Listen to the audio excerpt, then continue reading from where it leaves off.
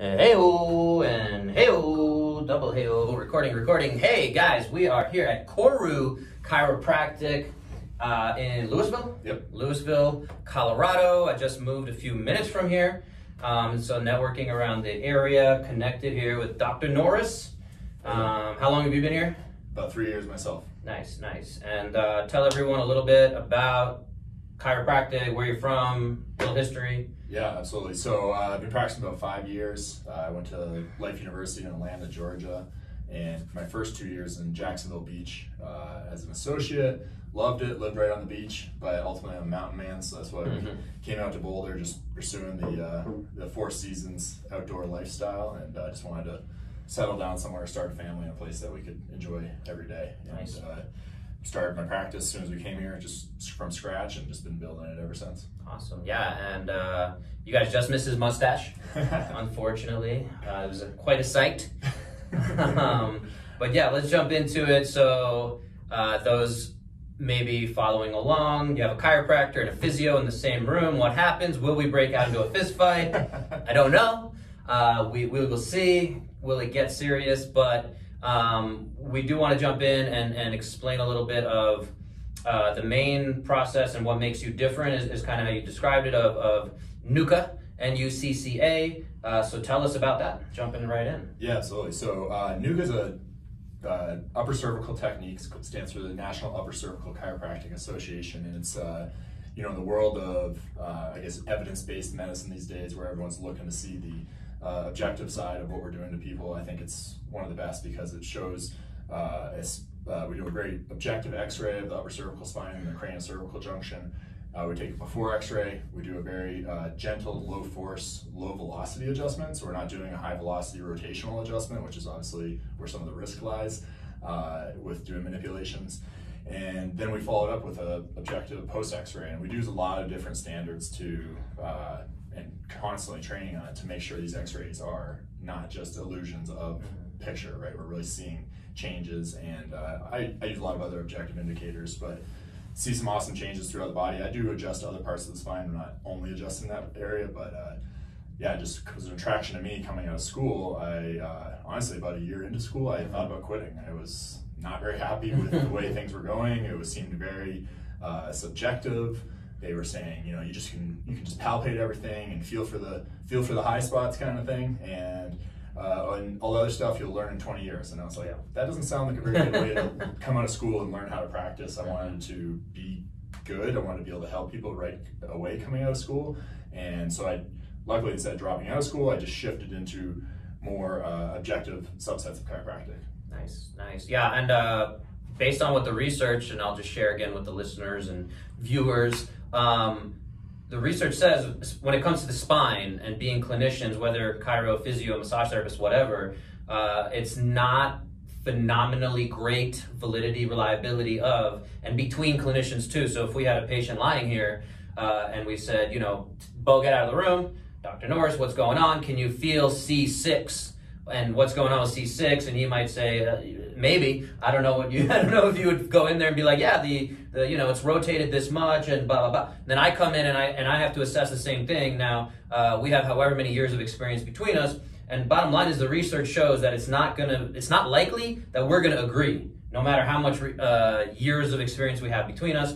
And that's not just at the cervical spine, the neck. It's also at the lumbar spine, throughout the whole spine. So bottom line is there is a lot of, I'm going to go ahead and say BS that happens in this space. Again, one of my favorite, and I'll pick on, since we have a chiropractor here to defend it, is you dislocated a rib, which again, in my experience in the research, says that doesn't happen. Right. I don't know if you agree or not. If we're going to start a fight, we're going to start a fight. That's fine. He's a little bigger than me, but we'll see. But yeah, what do you feel? How do you feel about like the dislocation and some of the stuff that goes on with that? I don't know if that's too... Yeah, honestly, I think... It's a very leading question, guys. Not a great way to ask questions. No, I think that's like a big kind of generalization or overgeneralization you see within our profession. It's like everyone, you can go up and put pressure into anybody's thoracic spine when they're lying prone. And it's not just chiropractic, I'll say, about the PTs, right? Yeah, every person who puts hands on wants to show up and be very confident and you know, instill that confidence in whoever's lying on the table and say, oh yeah, your C6 is 30 degrees rotated or whatever. And again, I've seen a lot of chiropractors who have these, you've probably seen them, they're like, oh, it's 20% red and then 72% red. And again, it's this, oh, like this seems legit. Right. And again, it's a lot of salesmanship and you know, whatever. But again, I, you know, compared to an actual x-ray, where we're looking at like what's actually happening at the bones, are we making changes? Like that's really a very different story. So I didn't mean to cut you off there. Yeah, no, at all. So, you know, I think anybody, especially bigger athletic guys like ourselves, we can essentially put some weight into someone's thoracic spine. We can get a lot of movement, a lot of popping and shifting going on. Cavitations. Exactly. But it doesn't mean we're really doing anything. Yeah. Right? And I do think, you know, sometimes, especially with people's current lifestyle and sitting all day on their phone, I think with some of the postural changes, I think that ribs are more prone to come posteriorly, but are they dislocating? No, right? Is there a little shift? Do I have people come in and say they've got some pinching, and when they take deep breaths in and out, they get a little sharp stabbing pain there? Absolutely, and if that's the case, I'll adjust that, but I'm trying not to be what we call in chiropractic the flying 7, where you do the same 7 adjustments from head to toe every single time when they come in, because then we're just, you know, hypermobilizing the spine. We're not really doing anything objectively. Yeah, and just to slow that down a little bit, guys, hypermobilizing the spine, for anyone who might have missed that, I do want to double down on that concept because that's something I've spoken about for a long time. My initial exposure to the medical profession really, primarily when I was in high school, our team doctor was a chiropractor. I had a sprained ankle. He cracked my back and neck, which felt great. I'm sure it helped me to some extent, but that's what also triggered for me, like, oh, what's going on between my neck, my back getting cracked, and the fact that I came in here with a sprained ankle. But hypermobilization, again, when we're cracking everything, and again, sometimes you might feel the need to crack. Some of us, I do that, little guy, and I'm hypermobile. So, you know, the more I put the pieces together, I'm saying I probably shouldn't be doing that because, again, it's kind of stretching out the ligaments little by little. And so over time, it might be doing some damage and causing, again, hypermobility that shouldn't be there.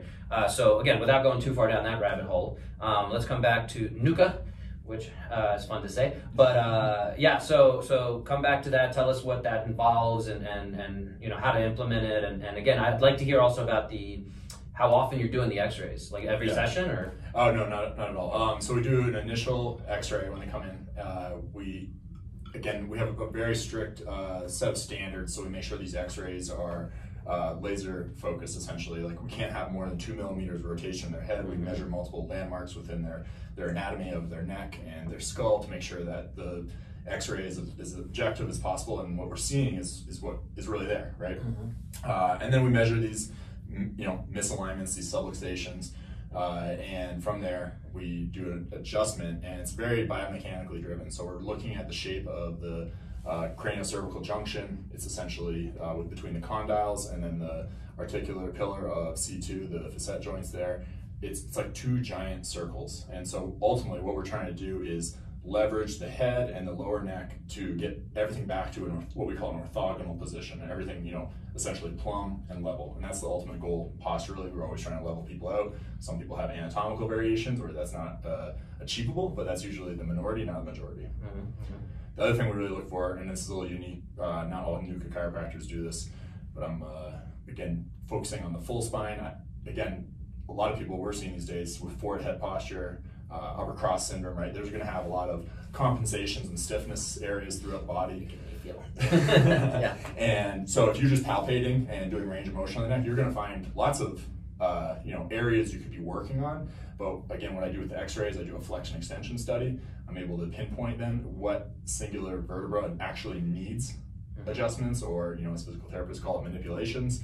And then that way I'm focusing very acutely on that area and doing as few adjustments as possible. So the ultimate goal is to break up those adhesions, get the fixation moving again, and then leave it alone. I'm a find it, fix it kind of guy, and then leave it alone instead of just let's mess with that thing every single time you come in. Yeah. And I think that's when we start creating problems, and that's when, you know, you just have to keep going back for life. You know, I'm a proponent of wellness care, but I don't think everyone needs adjustments once a week for the rest of their life, right? Yeah. And then with the X-rays, like I said, we do the initial X-ray, and then after we do the initial upper cervical realignment, we do a follow-up X-ray to actually measure, did we achieve what we think we achieved? We use a couple other measurements as well, postural assessments, leg length measurements, to assess neurologically how that's having an effect throughout the body as well. Very cool. Very cool. Yeah, I like the objectivity of it. On my side of it, I'm more the musculoskeletal side. And again, I work with necks, but I don't specialize in it the way Dr. Norris does here. So, but we use diagnostic ultrasound where we can look at the tendons. Do you guys have that by chance? No, you don't. That's fine. Yeah, so there's something that, again, I try to incorporate as much as I can of, especially when I'm in person with folks, or if I'm working with them remotely, I will see if there is somebody in their area that can do that, so we can, same thing, be tracking that your tendon is actually getting better. Now, it's not always necessary. We can go off other measures for more what I'm talking about, tendon health. For me, a nice, not evidence-based measure is when I kind of poke into, and maybe I'll do this to him if he allows me, is poke into that like biceps tendon. Right, I did this with somebody the other day, and there was like a 7 out of 10 discomfort there, and maybe a 6 out of 10 on the left side. But yeah, they tend to be overusing their biceps. That tells me there's probably something going on with their tendon that it's not happy. Basically, the, again, non-evidence-based saying is, if you have, and I'll give Dr. Kelly Starrett credit for this one, of if you have pain to pressure, again, like foam rolling, then that's unhealthy tissue, and we should figure out a way to make it more healthy. So instead of necessarily looking through imaging, and I'm going off on a way tangent from what he does, but if instead of looking at imaging, it's just that kind of comparative analysis of saying, you know, oh, you have less pain there. Instead of a 7 out of 10, you're reporting that it's a 3 out of 10 now. And this is that probably takes 4 or 5 months to get to that point if we're doing the right program. So anyway, I apologize for going on quite a tangent, but I do like to connect those dots of the fact that we have a similar, like, let's get as objective as we can with it. Sometimes we can get subjective, but that's subjectivity from the thing that we're trying to fix. That it's more of a functional subjective, not just, do you feel better? Like, yeah, okay, good. Get out of here, come back in a week, like you're saying. And again, I'll pick on the chiropractic profession again a little bit, and I'll oversimplify it. But again, I've had so many people who say, my chiropractor's great, I've been going to him for 10 years. And I'm like, you don't see a problem with that? Like that you've been going to the same person for 10 years? And again, I believe in the wellness model, but if you just, every time you have back pain or neck pain, and you're like, can you fix it? Can you realign me, readjust me, which is that language, instead of saying, again, what are we, we're gonna jump over to lifestyle changes and how do we really drill down some of these concepts. So once you get them, let's go over to that. Once you get them realigned, we can confirm it with the x-ray, awesome.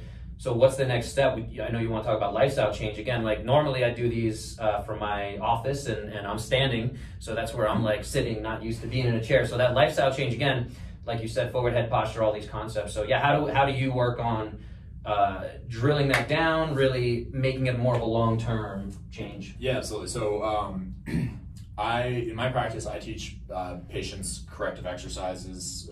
I kind of brand it as spinal hygiene exercises because I really want them to get the understanding of doing this on a regular. Dr. McGill style, Stuart McGill. If they've got discitis, low back pain stuff, absolutely. Yeah, teach them those exercises. Also, just simple things like cervical retraction, lower trapezius activation, right, stretching out the pecs, getting the traps to release, upper traps, all that stuff. We learn in our chiropractic school. Some people go heavy into that and do more like sports chiropractic. Again, my subset of chiropractic is really niche, so I'm serving a certain population with that, and I need to get their spines healthy beyond just realignment. I need to get to stabilize, right? And fortunately, because of the type of adjustment, right, we're not coming in there like a wrecking ball and hopefully messing things up to the point where it doesn't matter how much stabilization you do, they're always going to have to come back. But there's also types of people, quite honestly, with my focus needing to spend so much of my brain power on that, that's when I'm referring out to people like you, massage therapists, corrective exercise, personal trainers, things like that, who can really, for the people who need hand-holding, right, who need a more long-term kind of 4 to 6 month intensive program, right? Because a lot of times, and I'm sure you see this in your practice, people are coming to you after neglecting their bodies for 10 years. We're undoing 20, 30 years. You have a 50-year-old, they've probably been neglecting it since they were 20 in college, and again, maybe even further than that. But yeah, it's somebody, again, the patient I had the other day, rib stuff going on, and we're talking about, okay, this is not just a rib being out of place. We're talking about 20, 30 years of bad movement patterns, mother of a 6-year-old, C-section, all these different things that we're talking about. And it's like, we need to start unpacking and dealing with all of these issues to really talk about where you want to be 10 years from now. That's at least my approach, and sounds like, again, we're in a lot of alignment on that. Yeah, absolutely. I mean, again, super easy for them to lie down, crack your back, come back when it hurts again, right? Yeah. But I always tell people, okay, if I'm gonna have to adjust this, you also need to go do these exercises because I'm not supposed to be adjusting this, right? I feel like the thoracic spine's very compensatory towards the pelvis and sacrum and the upper cervical and the head, right? So that's where we really gotta teach people to take care of themselves in a way that they're not familiar with, because especially now, I think, in terms of millennials and Gen Zers, now we're living on these phones and these devices 24/7, almost no more playground time and gym time anymore, recess. And so, these movements are just disappearing out of our lives, and more we're just living on this linear track with our head down and no lateral flexion, no rotation, none of that going on. And especially posterior chain just getting weaker and weaker. Yeah, 100%. And correlatively, I don't know if that's a word, but this is the first generation of children, I don't know if you know the statistic, that is predicted to have a shorter lifespan than the previous generation before it, which is the first time in history that's happened. And again, I think it has to do with a lot of these movement declines, as well as chronic disease constantly being on the rise, talking about cancer, diabetes, all these things, where again, for the first time ever, it's almost common to see whatever it is, 5-10% of kids in their teens or even younger with pre-diabetes or actual diabetes, which is, again, kind of a man-made cause, if you will. But yeah, again, we can do a whole couple hours on that. But let's along those lines, your second thing we want to talk about was proactive versus reactive kind of care, which again is something I totally talk about as well. So I'd love to hear your take on that concept. And yeah, absolutely. Well, I finished with that concept, and that threw him off. I understood.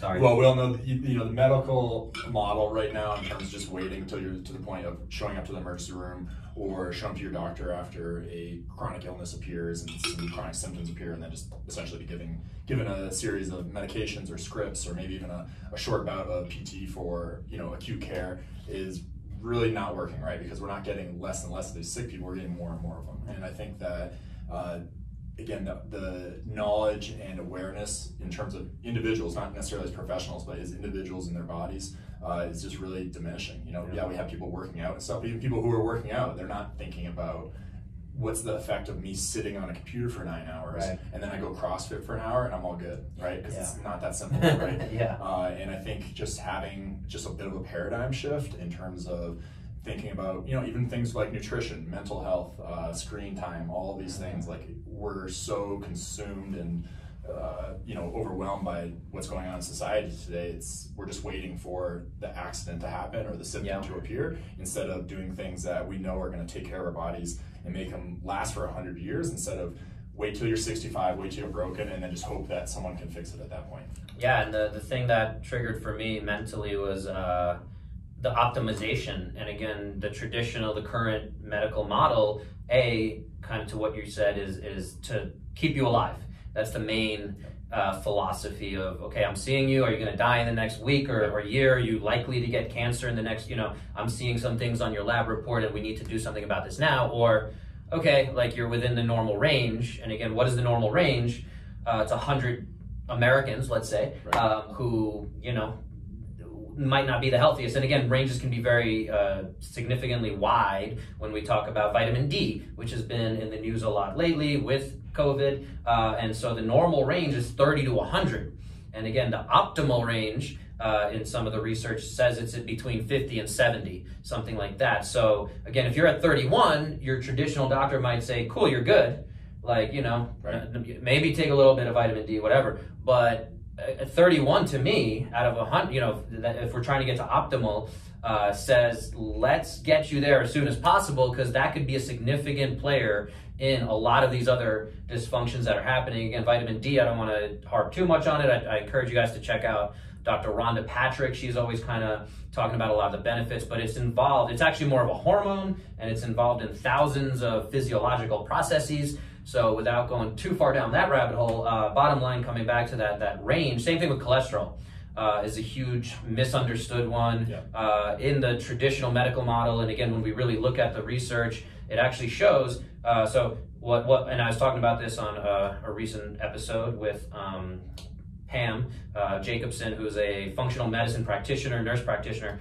And so we talked about the fact that, yeah, if you go to a traditional doctor, your total cholesterol is at 200 or 201, they're going to want to put you on a statin to lower your cholesterol. And again, I always go back to, like, you know, how poorly understood cholesterol is. I would ask that person, or the doctor even, challenge them and say, would you prefer that their cholesterol be 220 or 0? And, you know, theoretically, if they're trying to lower it, I think that they'd rather it be 0 sometimes, not understanding that cholesterol is very involved with a lot of, again, healthy processes that we need. So again, the research shows that a better longevity, better quality of life is actually a cholesterol in the range of like 230 to 250. So let alone you're going into an office, you hit this 201 and they're like, we need to put you on a statin, we need to lower that cholesterol, not necessarily looking at all the, you know, more complexity of it. So back to that concept of the model. Sorry, again, I go on my tangents. I apologize, but yeah, coming back to it. So yeah, what other lifestyle changes, I guess, did we put a pin in that one, or did you have some other aspects of it that you wanted to harp on? You know, one thought I had while you were talking about that is, like, there's always a time and place for drugs and surgery, right? Medical doctors and the, you know, hospital system is very good at triaging people and making sure we're keeping people alive. But you know, both you and I played high-level athletic, you know, sports. We're athletes. I would still consider ourselves athletes at this point in time. And so it is about optimizing your body and thinking about what are the little things you can do to enhance that performance, because, you know, when you get to a certain level, you're looking for small percentage gains instead of, you know, we're not 300 pounds trying to lose 150 pounds. That's a totally different, and that's important, right? That's optimizing someone's health if that's where you're coming from. But I think there's a point where you have to start doing these, like, little micro tweaks, talking about maybe bedtime routines, avoiding screen time before bed. Sorry to cut you off, but to me, that's there's not a point when we need to do that. That point is right now.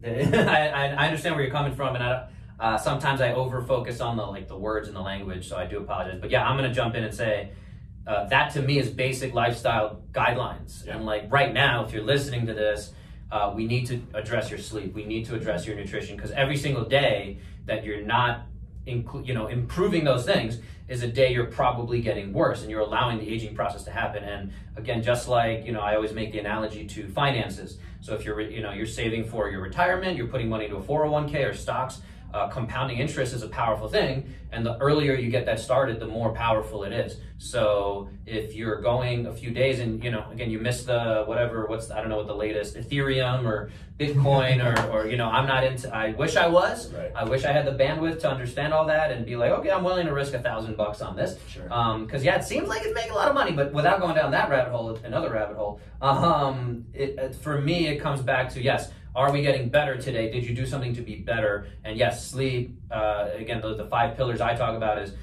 recovery, the movement practice overall, which we can talk about deeper, but the nutritional side, and then the mindset on top of the connectivity, where again, I get my wife involved in that, who I had on yesterday, 2 days ago? I don't know.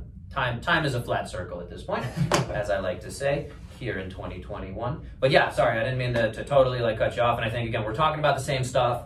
But I did want to harp on the fact that, you know, we don't have to wait to, and that's again part of the problem to the proactive reactive concept that I do think we all suffer from is, I'm going to wait to optimize my sleep until, you know, a doctor tells me you might have sleep apnea, and like, oh, okay. And then you start digging into like, oh, I should have, you know, blackout curtains and, you know, the temperature control and things like that. So, yeah. Well, I think, you know, in terms of lifestyle and, again, whether you're an athlete or not, focusing on these things proactively, you know, sleep, mental health, mindfulness, meditation, whatever kind of terms you want to use, movement practices, nutrition, all of those 5 pillars you talked about, connectivity, those are all super important. And I think average American, you put them in a box, they're not even aware of those. They don't even split that up into 5 pillars. They might be talking about, you know, just don't eat cheeseburgers every day, at best. Yeah, when we got to meet people where they're at. So that's when, if I'm speaking to somebody, I definitely try to say like, yeah, what is your understanding? Some people I speak to, I'm like, oh wow, like you've been down the paleo path and keto, and you're taking vitamin D, and then maybe it's just now we're fine tuning that. Again, I'll keep picking on this one lady I saw the other day, but yeah, she had vitamin D in her fridge as we were talking about some of those concepts, and it was only 1,000 IUs a day. So I'm saying, again, I'm not in a position to be diagnosing or exactly prescribing supplements, because that's not a thing. Again, cover our bases legally.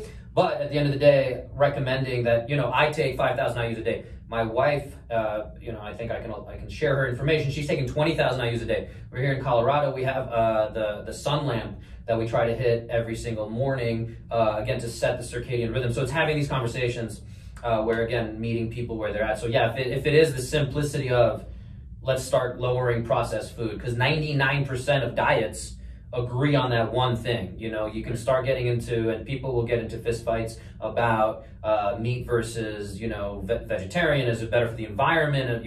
Animal harm, all this different stuff. But almost every single diet agrees on a lot of the same stuff. Get rid of processed foods. Get rid of, refined sugar. A lot of these seed oils are very bad for us in our health. They're not meant to be in our body. So, so I think, again, sorry to kind of take that. No. Well, I noticed you're wearing, is that the Whoop that you're wearing? The Whoop, yeah. And this is the charger on it, makes it a little bigger. I just didn't time it right with charging it. Nice. Well, I know I'm looking into getting the Whoop. I know, what's the ring called? Aura. O-U-R-A. I like that just because I'm with adjusting, I'm always grabbing my wrist, so the and also, and when I was in the clinic, also I would have to put a watch on the other hand, so it's just really weird having two watches on, pretty much. But yeah, go ahead. Well, one thing I was gonna say in terms of my practice, I know, again, like I'm pretty specialized in niche, but I'm always in my intake paperwork and just even day-to-day tableside conversations, always probing on those little things. Hey, are you getting enough sleep? Like, it's not always, honestly, I'm not trying to defer blame, but if someone says, oh, I'm really feeling tired today, my shoulders are really stiff from having stress, right? I'm like, well, is it the adjustments that aren't working, or is it that something else is going on? Are you feeling really stressed? Are you sleeping enough? Are you been moving enough, whether it's doing something like yoga or something a little bit more specific like a corrective exercise? Right. And I think, some practitioners, I know you're really hands-on doing all of those things in one person in terms of almost like a concierge style practice. Which I think is beautiful, and in a lot of ways I'm almost envious of that. But there's also, for me, join me on the dark side. For me, I at least bring it up to their awareness, right? And say, okay, well, if you're really having mental health issues, here's this person that I work with. If you're having movement problems and the exercises that I'm prescribing are not enough, here's go see Bo. He could help you out and really get you on track again. Yeah, and to double down kind of on that message, my philosophy and the reason I've switched over to that kind of practice from a traditional PT model or even just a training model, to make sure that if you don't have everything else lined up, again, we're just fighting against this tidal wave with little sandbags. Like, we're just not likely going to make a change, no matter how. Again, I think it's an interesting experiment almost, or whatever we want to call it, of looking at, can we truly make, we're looking at the objective, what's going on with the neck, but yet to really hone in those changes long term. If that person is stressed out and they're breathing like, this, I'm exaggerating for the video, but if you're breathing with your upper chest a lot, little things like that, and that's 23,000 times you're breathing that way. It's like driving your car with your emergency brake on. Again, I'll give credit to Kelly Starrett of that analogy, and because it's just, if we don't have some of those foundational pieces in place, it's just going to continue to fight, uphill, and just, is Sisyphus that always carried the rock up and it would roll down? I think it was Sisyphus. I don't know. I'm not a Greek mythology guy, but yeah, that's where, again, it's vital, and you need that buy-in too. It takes a lot of conversation. Not everyone's ready for the change. I have people who want to lose 40, 50 pounds, and I'm like, okay, let's start with drinking enough water. Right. And like, can you make that one change? And it takes maybe 2 or 3 months for us to get on the same page with that little change, let alone talking about, okay, now we're going to talk about, you need to get 150 grams of protein, and how do we do that? And just much more complicated stuff. And you need a 10-minute meditative practice and breathing practice and all this stuff. So yeah, I think it comes back to, it's complicated. It's interesting. And I always kind of go to this, and I'm curious if you agree, is the human body's pretty simple, and we can look at it on an x-ray and we can say, like, you're off by this. So there's a lot of simplicity. And again, when somebody comes to me with low back pain, I'm like, yeah, we just need to address A, B, C. And like, the more I've practiced, the more I can see those patterns, and the more I read, the more I can say, this is the evidence, and we want to, you know, change, again, A, B, C or X, Y, Z. And but the complexity of it all is figuring out how to get him or whoever to change that the behaviors and everything around it to make sure that, you know, XYZ is happening so that we can fix the low back pain. But at the end of the day, to me, the body's so simple, yet the human is so complicated, you know, not to get too existential on it. Right. Well, you gotta see where they're at, right? Sometimes they just want the quick fix, and you know, sometimes you know, I'm not in a place of practice where I can just turn that person away necessarily. If they want the quick fix, I'll do it for them. But I tell them what the reality is. Hey, you're probably going to end up back here again if you don't change other things, right? If you don't change your ergonomics where you sit, if you don't change your diet, if you don't exercise more. But I know your practice has evolved over the years as well, right? And I kind of see mine going that direction too. Maybe I you know, get some associates in to do the quick fixes, and I can do more of a like lifestyle change focus with people who are, you know, a 10 out of 10. I'm committed to this, and I'm ready to make the changes across the board, not just in one aspect of my life. Yeah, and that's always the debate for me is you know, the spoonful of medicine or spoonful of sugar helps the medicine go down. Sorry, I'm not messed that quote up, but spoonful of sugar helps the medicine go down. So that, again, quick fix, you know, to get somebody out of pain is a powerful thing. And that's where, again, they're like, you know, yeah, my chiropractor's great. I've been going in for 10 years. They're super personable. And actually, I got a massage nearby here, and she spoke about her physical therapist that was super nice. She finished out like 3 months with him, but it was the wrong approach. So she really liked him. She had good conversations with him, but she was kind of almost had to take over and lead the treatment plan, because as nice as he just wasn't specialized in what was actually going on with her. And for, you know, there was some disconnect there. So it's just making sure that we as practitioners are, again, finding that kind of balance. What is our role? What can we do to help that person? And again, maybe it is refer out. Maybe it is like, yeah, let's make sure you're aligned. I keep pointing to the misalignment, upper cervical thing over here for those watching anyway. Yeah, so I mean, I really like the fact, again, we seem to be on the same page with a lot of that stuff, which is why I'm glad we connected, and I'm glad we're having this conversation. So I don't know if there's any other big takeaways or anything else you wanted to touch on?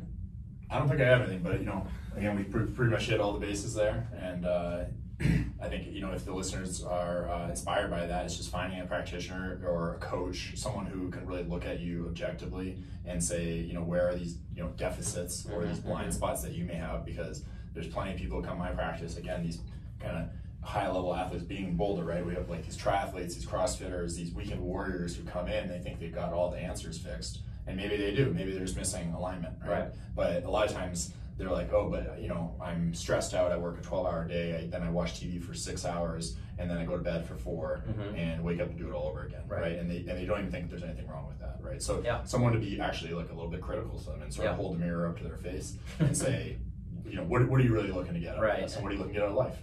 Yeah, it's deeper conversations, and where do we start that conversation? Do we risk turning them away by going down that path? These are all the difficult questions that we're exploring here, and same thing to that kind of person. Again, a lot of times, you know, sometimes they know that they need some other form of help, and again, I've been getting, you know, in their 20s, they might have been able to get away with 4 or 5 hours of sleep and going out drinking and being, you know, a little hungover and going into the gym or whatever, and it's now like, oh, you got a little older and your body's now got 10 more years of damage where you've been only sleeping for, you know, since college or whatever, only sleeping this amount. And so now a lot of your mitochondria is not, you know, when we get down to the nitty gritty of it, but basically you sped up the aging process. So I don't know if you've seen some of these, you have the real age kind of concept of what's actually going on the cellular level. So again, if I'm 37 years old and I do some of these tests, it could say, hey, you're taking really good care of your body. Like you're actually maybe ahead of the curve, and you're only like 33 years old, you know, underneath it all. Or you've done some damage and you've been so stressed out that now you're, you know, if we just look at your numbers, you're actually closer to like a 50-year-old. Or even worse or whatever. But yeah, it's about, to me, a lot of the underlying philosophy is finding that way to get to that conversation. But ultimately, I want, people ask me why I work out and why I'm always posting videos of my workouts. I love it, but it's also so that 90-year-old Bo can be running around and playing with my dog, which won't be there when I'm 90, but I'll have another dog, I'm sure. Oh, that's sad. Yeah, got real sad at the end there. Yeah. So anyway, but yeah, I think a lot of it is, for me, anti-aging, big picture stuff. And I feel like the more of these I do, the more of these podcast recordings I do, I end up kind of regurgitating a lot of the same stuff, and it comes back to these same themes. So it's nice to, again, connect with people, and I probably need to find people who completely disagree with me, and things like that. So yeah, I really appreciate, again, taking the time. Nothing else you want to, big picture? I think we hit a lot of good stuff. Yeah, absolutely. I did want to add one more point of, I know you had attributed some of the changes that you've made in your practice to, and you didn't necessarily agree with all the things they did, but like chiropractors do a lot of lifestyle practices, right? And they've been doing that for many years and decades. And I've always admired, and again, there's probably physical therapists that are like this too, or other types of professionals, but a lot of chiropractors, when they're been practicing for 30, 40, 50 years, and they still look like they just got out of college almost. It's almost like they're ageless, right? Yeah. And they're doing all these things to really at least withstand time or almost reverse time. And I think that speaks to itself. When you really focus on it and you really work on it, it is achievable. And I think the general public has been sort of sold on that our bodies are weak and frail and they just do age and they eventually die. And yeah, of course they die, but they're meant to break down and they're meant to get sick, versus we can, optimize it and get the most performance out of it until, ideally, I want to be 100 and die in my sleep. I don't want to, have a, huge cardiovascular accident at 64 because I'm stressed out, or even younger, unfortunately, right? And that's typically the trend for, white type A males like us, right? So. Yeah, no, totally. And again, just doubles down on all these, what's normal versus common. That's the other thing that makes me think of is again, people are like, oh, I'm in my 40s. I talk to my high school classmates or whatever, and they're like, yeah, everyone's got knee pains, everyone's going to the doctor. They're just complaining about the same stuff. And again, that's common, but it's not normal, and it's not what should be going on. And that's where, again, we're saying, you guys are, or I don't mean to say you guys, whoever's watching, hopefully the viewer here is a little more on top of things. But yeah, how do we push that envelope to get 1% better today? But yeah, the common versus normal is definitely one that it makes me think of. And yeah, again, if you're taking care of yourself, if you're, and we can certainly debate, again, is vegetarianism and not eating red meat going to help you live longer? Again, I would argue no. But again, we see people who are hitting a lot of these different components. And again, when they do some of these studies, I'll jump over to that concept of comparing vegan, vegetarian to, traditional meat eaters. These aren't people who are meat eaters by choice. They're living a normal life. Again, the SAD diet, standard American diet, where they're including red meat. And again, I've seen some of these studies where pepperoni pizza is red meat, a Big Mac is red meat, versus, again, I'm a meat eater, or I like to joke and say I'm a vegetarian who eats a lot of meat, and I'm plant-based, because technically, as long as you're 51% eating plants, some version of a plant, I'm plant-based. But anyway, but again, in these studies, they compare that, and so to a little bit of what we're talking about here, the correlation is people who are choosing to be vegetarians, vegans. Now we're seeing people who are like gluten-free, and I'm curious, how their health plays out long-term, because there is some autoimmune components. Again, we won't go too deep down that rabbit hole, but when they compare red meat versus vegetarian, vegan, they find that vegetarian, vegan tends to be better. But again, the challenge, the pushback on that research, because researching nutrition is super difficult, is a lot of people who are vegetarian, vegan tend to be much more in tune with their bodies, with movement practice, with all these other lifestyle habits that, again, are correlative